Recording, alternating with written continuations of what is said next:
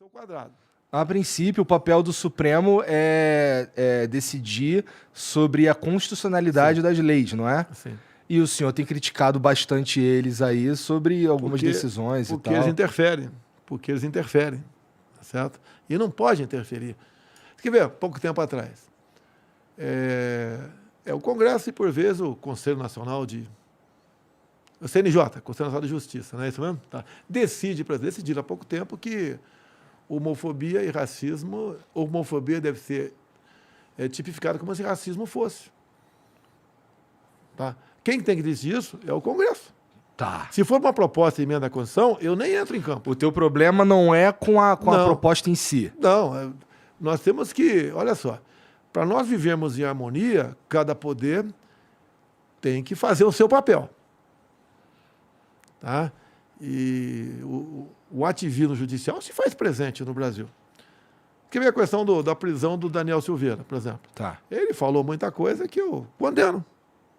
Mas não é um ministro que resolve abrir um inquérito, que resolve investigar e resolve punir o cara. Isso já aconteceu antes? Isso daí realmente um caso interessante porque, assim, não me parece o papel do Supremo mesmo. Não pode ser isso aí.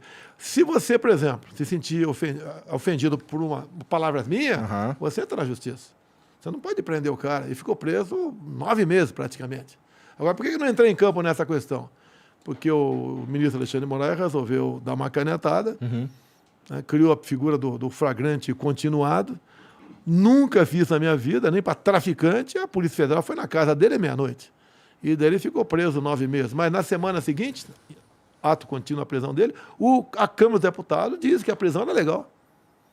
E se eu fizesse qualquer coisa, eu estaria não agindo contra o Alexandre de Moraes, mas contra o Poder Legislativo. Daí fiquei na minha. Eu imagino que tenha sido porque o Daniel, ele segundo o STF, ele fez ataques diretos ao STF, né? E aparentemente Mas o que é liberdade de expressão, meu Deus do céu? O que é liberdade? O parlamentar, a Constituição de 88, tá? Eu cheguei em 91. E naquela época começava a se punir parlamentar ao arrepio do artigo 53. O que dizia o artigo 53? Deputados e senadores são invioláveis por palavras, opiniões e votos. Daí, pessoal, quando existia esse ataque, né? Não, palavras, opiniões e votos, mas tem que ter um limite. Liberdade com responsabilidade. O que o Congresso fez em 2001? Botou um pronome quaisquer. Deputados e senadores são invioláveis, civil e penalmente, por quaisquer palavras, opiniões e votos. O que é quaisquer? Eu posso xingar você do que eu quiser. Você pode entrar na justiça, calúnia, difamação, né? Mas prender nunca. E aconteceu exatamente isso. Tanto é que, quando saiu da esfera do Supremo, quando o Daniel foi condenado pelo Supremo Tribunal Federal por palavras, a 9 anos de cadeia, a começando em regime fechado, em menos de 24 horas eu concedi a graça, né? O indulto. Foi uma grande polêmica também. Mas era legal.